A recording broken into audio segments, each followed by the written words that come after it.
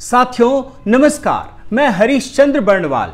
इस समय की एक बहुत बड़ी न्यूज जो किसी भी न्यूज चैनल में आपको दिख नहीं रही होगी, दुनिया का कोई भी मीडिया इसे नहीं दिखा रहा है। ये भारत से जुड़ी बहुत बड़ी खबर है। ये यूरोप के महायुद्ध से जुड़ी बहुत बड़ी ब्रेकिंग न्यूज है। यूक्रेन रूस जंग में जो काम अमेरिका नहीं कर पाया वो काम भारत ने कर दिखाया। जो बटन अमेरिका नहीं दबा पाया उसे पीएम मोदी ने दबा दिया। जिस काम को पूरी दुनिया के 141 देश नहीं कर पाए वो प्रधानमंत्री मोदी ने भारत ने कर दिखाया है।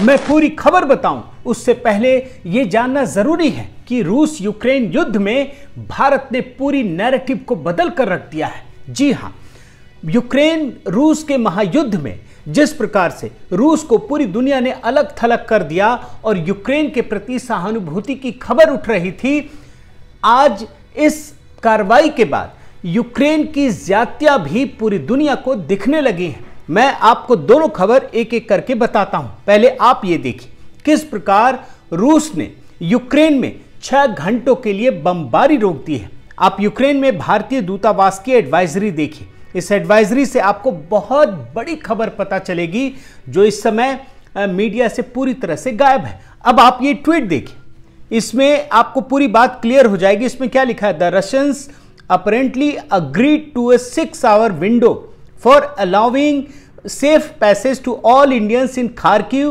Before an all out assault begins tonight. The deadline is 21:30 IST। IST means Indian standard time, about 3 hours from now.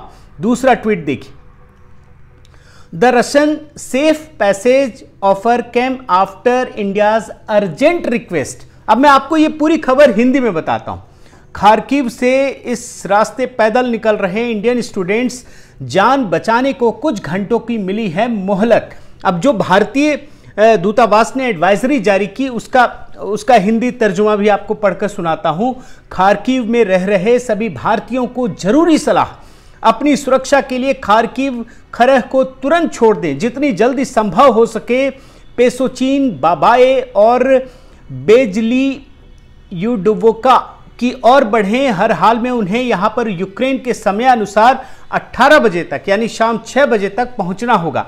अब आप पूरी बात को समझिए, ये एक महायुद्ध की स्थिति है रूस यूक्रेन के बीच जहां पूरी दुनिया इन्वॉल्व है और ऐसी परिस्थिति में कुछ घंटों के लिए 6 घंटे के लिए युद्ध को रोक दिया गया खार्किव में, जिसे रूस ने पूरी तरह से तहस नहस कर दिया है। अब आप इस खबर की गंभीरता को समझिए कि अभी थोड़े ही मतलब एक आध दिन पहले यह खबर आई कि एक भारतीय नवीन की वहां पर मौत हो गई। अब एक भारतीय की मौत पर रूस की चिंता बढ़ गई, रूस को पसीने आने लगे। लेकिन उसके बाद क्या हुआ देखिए, ये जो भारतीय की मौत हुई थी ना, इसमें यह भी जानना जरूरी है कि उसने अपनी मर्जी से वहां रहना चुना था, वो मदद के लिए वहां रुका था। लेकिन रूस ने न केवल नवीन की मौत की जांच करने का फैसला किया बल्कि 6 घंटे के लिए रूस ने युद्ध पर विराम लगा दिया। यानी जो काम अमेरिका नहीं कर पाया, ब्रिटेन नहीं कर पाया, फ्रांस नहीं कर पाया, जितने परमानेंट मेंबर्स हैं, जर्मनी नहीं कर पाया, पूरा यूरोप मिलकर नहीं कर पाया, वो भारत ने कर दिखाया। और बात सिर्फ इतनी नहीं है, मैं जो आज आपको बहुत ये बात बताने के लिए आया हूं शीघ्रता से, उसकी वजह यह है कि कल ही संयुक्त राष्ट्र की महासभा की बैठक बुलाई गई और उस महासभा की जो अर्जेंट बैठक थी उसकी मांग क्या थी कि रूस यूक्रेन में जो हमला कर रहा है उसे रोक दे। इसमें 141 देशों ने, पूरी दुनिया के 141 देशों ने रूस के खिलाफ वोट किया और भारत समेत 34 देशों ने इसमें भाग नहीं लिया। और रूस समेत, आप ये पूरा डेटा देखिए, ये ग्राफिक्स आपके लिए निकाल करके लाया हूं, 5 देशों ने अगेंस्ट में वोट किया। लेकिन जो काम मोदी ने कर दिखाया वो दुनिया के 141 देश मिलकर भी नहीं कर पाए। और हां, आप ये याद रखिएगा कि संयुक्त राष्ट्र के इतिहास में ये बहुत ही दुर्लभ मौका है। 11 बार सिर्फ इस तरह की बैठक आयोजित हुई है, मगर इतने बड़े इतिहास पर भी मोदी का एक काम भारी पड़ गया। आप समझ रहे हैं ना पूरी खबर को कि एक इतना बड़ा इतिहास रचा जा रहा है, इतना बड़ा महायुद्ध हो रहा है और जो काम पूरी दुनिया मिलकर नहीं कर पा रही है वो काम भारत ने कर दिखाया। अब मैं आपको दूसरी खबर की ओर लेकर चलता हूं। कल प्रधानमंत्री मोदी ने दूसरी बार पुतिन से बात की और वे दुनिया के पहले इकलौते ग्लोबल लीडर हैं जिन्होंने पुतिन से बात की और ये निष्पक्ष है, मतलब पूरी तरह से निष्पक्ष। और भी नेता बात कर रहे होंगे लेकिन वो किसी ना किसी पक्ष के साथ हैं।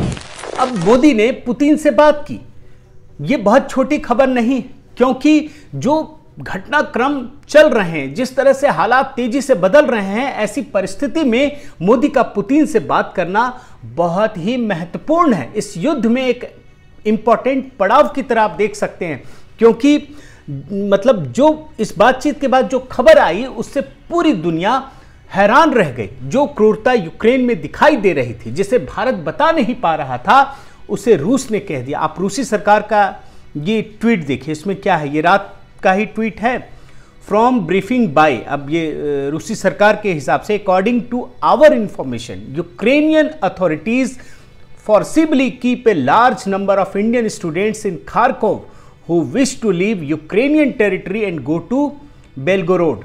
मतलब रूस सरकार ये कह रही है कि यूक्रेनियन अथॉरिटीज इंडियन स्टूडेंट्स को जबरदस्ती अपने यहां रखे हुए, वो ढाल बना करके रखे हुए। अगला ट्वीट देखिए, in fact they are being held as hostages and offered to leave the territory of Ukraine via Ukrainian Polish border. They offered to go through the territory where active hostilities are taking place। रूसी सरकार Ukraine पर सीधे सीधे बहुत बड़ा इल्जाम लगा रही है इस युद्ध में कि भारतीय नागरिकों को ढाल बनाकर यूक्रेन अपने आप को बचा रहा है, भारतीय नागरिकों को उसने बंधक बना लिया, यह आरोप लगाया जा रहा है। और यह पहली बार ऐसा हो रहा है इस महायुद्ध में, एक ऐसी कड़ी पहली बार रूस ने सामने रखी है जिसमें यूक्रेन के खिलाफ रूस का पलड़ा ऊपर दिख रहा है। रूस ने यूक्रेन पर रात में गंभीर आरोप लगाए और इसके बाद एक और घटनाक्रम बताता हूं। ठीक सुबह, मतलब इस दौरान मुझे लगता है ये 12 घंटे का फासला होगा, भारत सरकार ने, भारत के विदेश मंत्रालय ने कहा कि यूक्रेन में कोई भारतीय बंधक नहीं है। आप खबर देख लीजिए, ये बताना जरूरी है क्योंकि अभी आपको लगेगा कि ये तो उल्टी बात हो गई, उल्टी बात नहीं है। इसके बीच में 12 घंटे के दौरान जो चीजें हुई वो एक बहुत बड़ी घटना की ओर इशारा करता है, जिसे समझने के लिए आपको मैं अभी कुछ चीजें दिखाऊंगा, क्योंकि यही तो कूटनीति का मास्टर स्ट्रोक है। साथ ही भारत ने क्यों इसका खंडन किया ये भी मैं आपको बताता हूं। पहले ये देखिए कि जैसे ही रूस ने यूक्रेन पर गंभीर आरोप लगाए, उसके बाद यूक्रेन के विदेश मंत्रालय ने एक ट्वीट किया और उसने ये कहा कि दुनिया के जिस देश के नागरिक कहीं फंसे हों या बाकी लोग उनके रिश्तेदार, तो वो इस नंबर पर फोन कर सकते हैं। अब जरा सोचिए कि जो यूक्रेनियन सेना अपने देश को बचाने में जुटी है उसमें भी पूरी तरह से सफल नहीं है, बल्कि बहुत हद तक विफल है। वो अब ये ट्वीट कर रही है कि अन्य देशों के नागरिक जो फंसे हुए हैं, अगर उनको मदद चाहिए तो आप मुझे फोन कीजिए। लेकिन जो रूस ने काम कर दिया उसका असर हो गया। अब रूस ने यह कहा कि यूक्रेन जो है भारतीय विद्यार्थियों को होस्टेज बनाकर रखा हुआ है। अब ऐसे सारे वीडियो वायरल होने लगे। आप देखिए, कुछ चीजें मैं आपको दिखाता हूं। ये ट्वीट देखिए, इसमें डाले गए वीडियो देखिए, महिला विद्यार्थियों के साथ क्या हो रहा है। आप कुछ सेकंड देख लीजिए, आपको समझ में आ जाएगा। अब ये ट्वीट देखिए, इसमें यह आरोप है कि भारतीय विद्यार्थियों को बंधक बनाया जा रहा है। आप कुछ हिस्सा इसका भी देख लीजिए।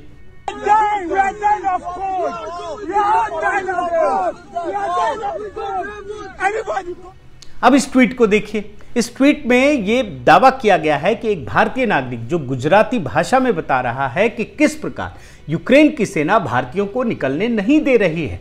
आप इसका भी कुछ सेकंड देख लीजिए। जी, અમે આજે નીકળ્યા હતા પોલેન્ડની બોર્ડર જવા, અમને એવું હોપ હતો કે પોલેન્ડની બોર્ડર થી અમને इंडियन। अब ये सारे आरोप यूक्रेन के खिलाफ हवा में नहीं उठ रहे हैं, ये आरोप कहीं ना कहीं तो सच हैं, जिसके बारे में अब देखिए, ये मैं आपको मीडिया रिपोर्ट दिखाता हूं। Indian students face hostility at Ukraine's borders. After India abstains from UNSC vote against Russia. अब आप पूरी बात को समझिए। एक ऐसे समय में जब महायुद्ध की स्थिति में हर ओर विनाश दिख रहा है, तो भारत इस मुद्दे को, इन घटनाओं को अहम और सम्मान का मुद्दा नहीं बनाना चाहता, लेकिन रूस ने भारत के इस पक्ष को पूरी दुनिया के सामने रख दिया और ऐसे में ये पूरा नैरेटिव बदल गया। यूक्रेन भी अब भारतीय विद्यार्थियों को छोड़ने के लिए मजबूर हो गया। यहां तक कि अमेरिका को भी इस बात पर कूदना पड़ा और यह कहना पड़ा कि यूक्रेन भारतीय विद्यार्थियों को बंधक नहीं बना रहा। आप ये रिपोर्ट देखिए, US rejects Russia's allegation of Ukraine using Indians as human shields. अब आप ये समझिए कि आखिर भारत ने रूस के दावे का खंडन क्यों किया। मैंने आपको ऊपर कहा था ना कि रूस ने यह आरोप लगाया और 12 घंटे के बाद जाकर भारत ने इसका खंडन कर दिया। तो अब भारत ने खंडन क्यों किया जब रूस भारत की ही बात को रख रहा था? दरअसल इस महायुद्ध में भारत किसी की भी ढाल नहीं बनना चाहता है। वो ये नहीं चाहता कि उसकी ओट में कोई युद्ध को लेकर के माहौल को बनाए, बिगाड़े, तो इसलिए भारत ने ढाल बनने से इनकार कर दिया। और सच्चाई ये है कि आज भले ही युद्ध में भारत की भूमिका किसी को प्रत्यक्ष रूप से न दिख रही हो, मतलब चाहे वो रूस हो, अमेरिका हो, यूक्रेन हो, लेकिन जब युद्ध खत्म होगा, युद्ध के बाद की स्थिति की कल्पना कीजिए, तो पर्दे के पीछे भारत की बहुत बड़ी भूमिका है, जिसे अमेरिका, रूस और यूक्रेन हर कोई समझ रहा है। इसलिए रूस के आरोप का जहां अमेरिका ने खंडन किया, वहीं यूक्रेन भी भारत का साथ देने के लिए मजबूर हो गया और एक कदम आगे बढ़कर रूस ने यहां तक कह दिया कि अगर यूक्रेन में कोई भारतीय फंसा हुआ है तो रूसी सेना भी उसकी मदद करेगी। मतलब रूस की सेना अब युद्ध के हालात में भी युद्ध से पल भर के लिए हटकर भारतीय नागरिक की मदद करेगी। आप ये ट्वीट देखिए, Russian armed forces are ready to take all necessary measures for the safe evacuation of the Indian citizens and send them home from Russian territory with its own military transport planes or Indian planes as the Indian side proposed to do। Modi ji जानते हैं कि यह युद्ध सम्मान और अहंकार की लड़ाई है। इसमें यूक्रेन तबाह होता हुआ तो दिख रहा है, लेकिन पर्दे के पीछे यह रूस और अमेरिका की खुली जंग है। और कुल मिलाकर देखा जाए तो यह एक ऐसा महायुद्ध है जो पूरी दुनिया को थर्ड वर्ल्ड वॉर की ओर धकेल रहा है, लेकिन जिसे बचाने के लिए प्रधानमंत्री मोदी भारत पर्दे के पीछे लगातार कोशिश कर रहा है।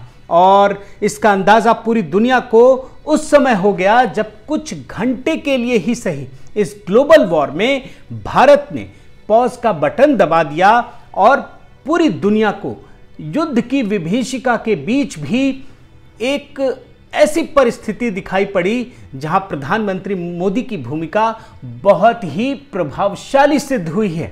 बहुत बहुत धन्यवाद। आपसे गुजारिश है कि आप मेरे इस वीडियो को ज़रूर लाइक करें, शेयर करें, कमेंट करें, इस चैनल को ज़रूर सब्सक्राइब करें और इस बेल आइकन को प्रेस करना मत भूलिएगा। नमस्कार।